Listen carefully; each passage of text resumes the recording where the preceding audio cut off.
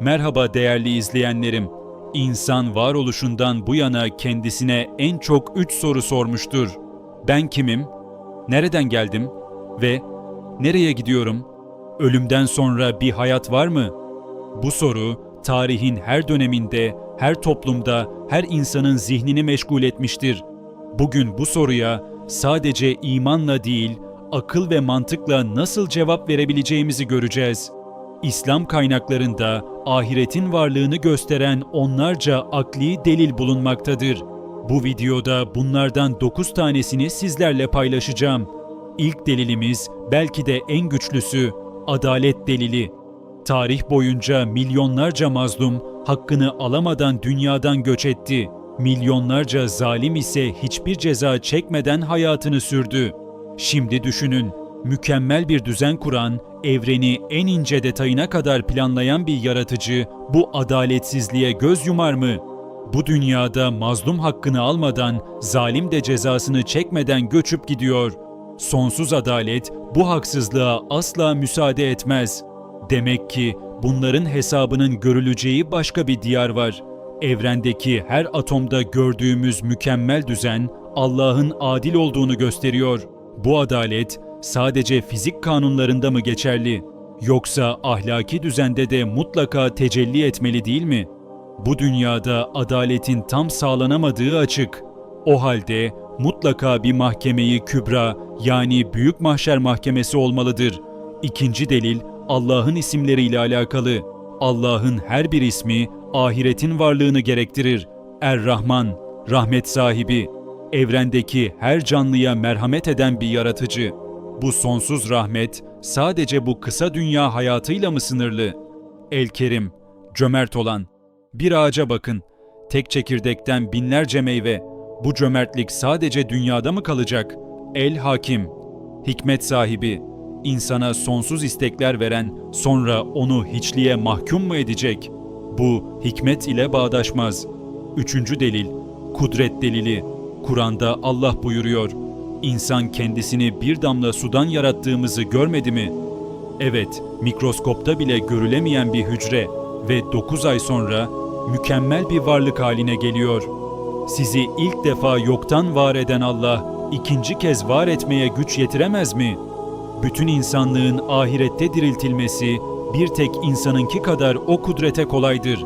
Çünkü Allah'ın kudretinde mertebeler olamaz. Zerreler ile yıldızlar eşittir. İlk yaratılış, ikinci yaratılışın delilidir. İlkini yapan ikincisini de mutlaka yapar. Dördüncü delil, bahar mucizesi. Her kış tabiat ölür. Ağaçlar yaprak döker, toprak donar. Her şey bitmiş gibidir. Ama sonra bahar gelir. Baharda 5-6 günde milyarlarca varlık yeniden hayat buluyor. Bütün ağaçların kökleri aynen canlanıyor. Her yıl gözümüzün önünde küçük bir kıyamet ve haşir yaşanıyor. Milyarlarca canlı ölüp yeniden canlanıyor. Kur'an, bak Allah'ın rahmet eserine, yeryüzünü ölümünün ardından nasıl diriltiyor, bunu yapan ölüleri de diriltecektir. Beşinci delil, 124 bin peygamberin ittifakı. Tarih boyunca farklı coğrafyalarda, farklı zamanlarda yaşamış 124 bin peygamber. Hepsi aynı şeyi söylüyor. Ahiret var, ölümden sonra hesap var, cennet ve cehennem var. 124 bin peygamberin en büyük davası karşısında hiçbir fikir ve ideoloji duramaz. Bu kadar büyük bir şahitlik tesadüf olamaz. Her peygamber mucizelerle, delillerle bu hakikati ispatlamıştır. Bir mahkemede 10 şahit bile yeter. Peki 124 bin peygamber, milyonlarca evliya bir araya gelip ahiret var dediğinde akıl bunu reddetmeli mi? Hayır. Bu evrensel şahitlik en büyük delillerden biridir. Altıncı delil, hafıza ve program delili. İnsan beyninde şu anda 100 milyar nöron var. Bu nöronlar arasında 100 trilyon bağlantı ve hepsinde bilgiler kayıtlı. Çocukluğunuzda yaşadığınız bir anı hatırlayın. Belki 30 yıl önceki bir koku, bir ses, bir görüntü. Hala zihninizde. Peki neden? Bu kayıtlar sadece bu dünya için mi? DNA, ya bakın. Mikroskopla bile görülemeyen bir molekülde sizin bütün planınız yazılı. Göz renginiz, boy uzunluğunuz, parmak iziniz, ses tonunuz, hatta bazı karakteristik özellikleriniz bile DNA'da kodlanmış. Bir buğday tanesi düşünün. Küçücük bir noktada gelecekteki dev başağın tüm programı var. Kaç yaprak çıkaracak, ne kadar büyüyecek, kaç tane verecek? Hepsi kodlanmış. Bu nasıl bir kayıt teknolojisi? İki melek sağınızda ve solunuzda her amelinizi, her sözünüzü, hatta her niyetinizi yazıyor. Kayıt sistemi çalışıyor. Hesap günü için hazırlık yapılıyor. 7. delil. Kainat saltanatı ve egemenlik delili. Şu kainata bakın. 2 trilyon galaksi. Her galakside milyarlarca yıldız. Her yıldızın etrafında gezegenler. Ve hepsi mükemmel bir düzen içinde dönüyor. Şimdi atomlara inin. Çekirdek etrafında elektronlar. Aynı galaksiler gibi düzenli yörüngeler. Makrokozmosta da mikrokozmosta da aynı mükemmel düzen. Zerreden yıldıza, her yerde aynı egemenlik. Küçük bir karınca kolonisine bakın. Binlerce karınca, mükemmel organizasyon. Kimse kimseyle çarpışmıyor. Herkes görevini biliyor. Bir krallık düzeni. Arı kovanında, kuş sürülerinde, balık okullarında. Her yerde aynı düzen. Her sultan saltanatını göstermek ister. Kudretini, haşmetini, azametini ilan etmek ister. Dünya bu saltanatın tarlası. Ahiret ise saltanatın asıl sarayıdır. İzzet ve celal sahibi olan Allah, kudretini en mükemmel şekilde ahirette gösterecektir. Dünya küçük, sınırlı, geçici. Burada saltanat tam tecelli etmiyor ama ahirette. Sonsuz alem, sonsuz zaman, sonsuz imkanlar. İşte orada gerçek saltanat görülecek. 8. delil. Ebediyet arzusu ve fıtrat delili. Size bir soru sorayım. Ölmek ister misiniz? Hayır, hiç kimse istemez. İnançlı da olsa, ateist de olsa. Herkes yaşamak ister. Hatta sonsuzca yaşamak ister. Bu arzu nereden geliyor? Evrim mi öğretti? Kültür mü aşıladı? Hayır, bu fıtri bir ihtiyaç. İnsan yaratılıştan sonsuzluk arzusuyla donatılmış. Tarihe bakın. Firavunlar piramitler inşa etti. Neden?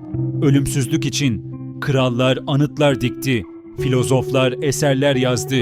Hepsi aynı şeyi arıyordu. Sonsuza kadar yaşamak, unutulmamak, ölmemek. Şimdi fıtri ihtiyaçlara bakalım. Bebek aç olur, anne sütü vardır. İnsan susuzluk hisseder, su vardır. Kuş yavrusu açlıktan ölebilir. Anne kuş yem getirir. Her fıtri ihtiyacın mutlaka bir karşılığı var. Peki milyarlarca insanın kalbinde olan bu ebediyet susuzluğu boşuna mı? Bu evrensel arzu karşılıksız mı kalacak? Asla. Hikmet sahibi Allah boş bir istek vermez. Sonsuzluk arzusu veren mutlaka sonsuzluk da verecektir. 9. ve son delil. Rüyalar ve boyutlar arası geçiş delili. Her gece uyuduğunuzda ne oluyor biliyor musunuz? Başka bir boyuta geçiyorsunuz. Rüya alemine. Şimdi dikkat edin.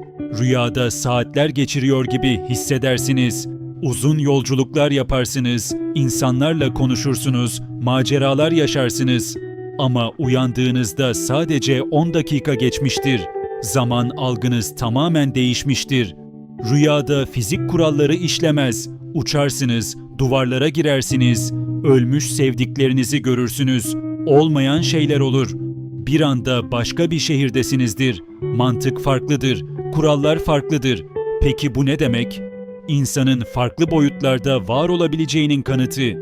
Şu anda bedeniniz yatakta ama ruhunuz başka bir alemde. Her gece bu geçişi yaşıyorsunuz. Her gece yaşadığınız bu boyut değişimi, ölümden sonra başka bir boyuta geçişinizin mümkün olduğunu gösteriyor. Rüya nasıl gerçek bir tecrübe ise ahiret de öyle. Hatta daha gerçek. Peygamber Efendimiz buyuruyor. İnsanlar uykudadır. Öldükleri zaman uyanırlar. Evet, şu an aslında biz uyuyoruz. Gerçek uyanış ölüm sonrasındadır. Ahiret alemi rüya aleminden kat kat daha gerçek bir boyuttur. Ölmeden önce uyanmak dileğiyle. Videoyu beğenmeyi ve bildirim zilini açmayı unutmayın.